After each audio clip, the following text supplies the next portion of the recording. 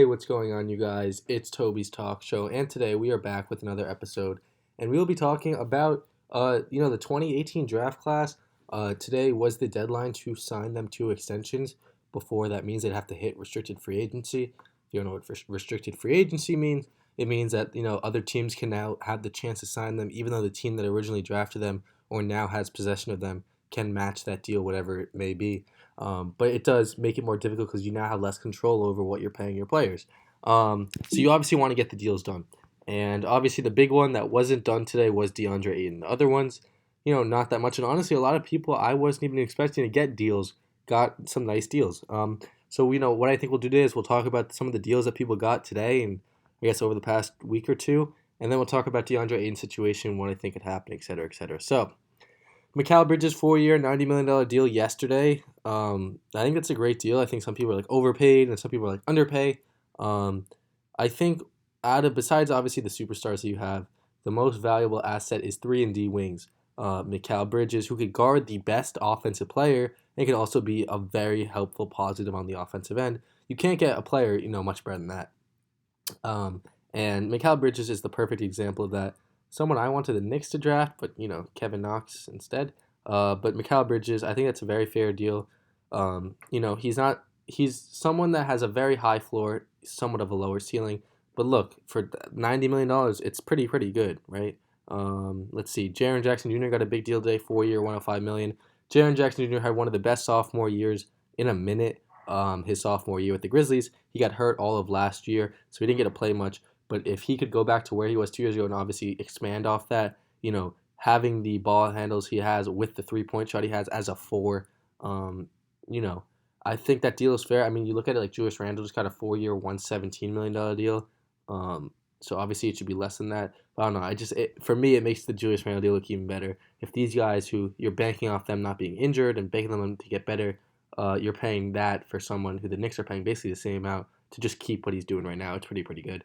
Um, Brogdon got a 2-year, $45 million extension. The only thing valuable from this information is just the fact that he can now not be traded this year, and that is important just because it seemed like the Pacers could have been in the running for the Ben Simmons trade, and Brogdon would be a part of that. He was rumored to be in trade talks with Ben Simmons a year ago, but now it does not seem possible. It seems like the Pacers, obviously they could still offer like Levert and Turner, or like Levert and I don't know, Warren or something, but it doesn't seem like that. Broward didn't seem like the big piece there. Grayson Allen, 2-year, $20 million deal.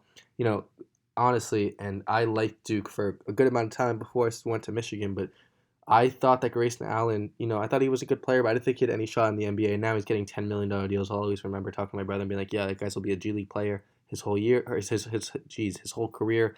And I was just mightily wrong. So congrats to Grayson Allen, 2-year, $20 million deal. Someone that could play feisty defense when he's not tripping people, and could put the ball in the basket. Landry Shamet, 4-year, $43 million deal. Now, this is all Monty Williams. Landry Shamet does not deserve 4 years, $43 million deal. Let's just get that out of the way right now. But I guess, Monty Williams has a plan for him. We'll see if it works this year. Like Kevin Huerter, I should say, 4-year, $65 million deal. That's more fair. Guy could shoot the lights out of the gym. Can't do really much else, but, it's worth it for sure like that. I mean, Duncan Robinson, you just saw what he got.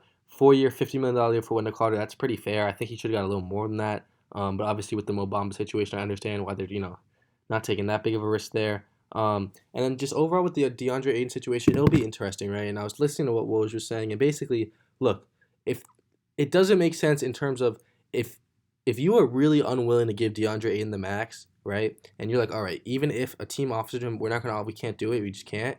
Well, first of all, it's just an L for the franchise. Give it to him. Worry about the luxury tax or whatnot later. But if you are just saying, all right, we just kind of want to test it out. We'll see if a team gives him max money, and if he does, we'll match it. It's just not a good look because you're saying basically we don't believe you're a max player, which I understand, right? It's a business, but if other teams do and you just don't see it, like all right, like the $10 million we could save, what, I don't know. I just think just pay the man the money. It just causes tension, right? Like all right, so now DeAndre Ayton saying you don't think I'm a max man, you're more worried about Landry Shamet and him being the 10th man than me being the starting center, and you're not concerned of me being locked up, right? Like I don't know, it's weird. And teams that aren't good are going to offer DeAndre Ayton, a 23-year-old top 7 center in the league, max money because he's only going to get better. He's still so young. He could still put so much muscle on, could still learn so much. So you're gonna have to pay him the max no matter what, whether you like it or not. So if you're not gonna pay it to him, you're just gonna lose out on him. Come on. Unless you're gonna match it and then force him to, whatever, maybe sign and trade. But I don't know.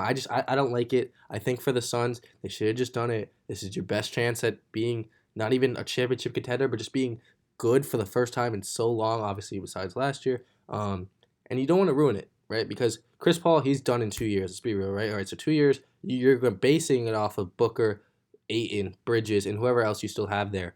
But if you don't have Ayton there, we've seen how Booker is with bad teams. So, you know, you might want to keep your player that you wasted a whole season on tanking for. And taking Luka, like you didn't take Luka Doncic because you wanted this guy so bad.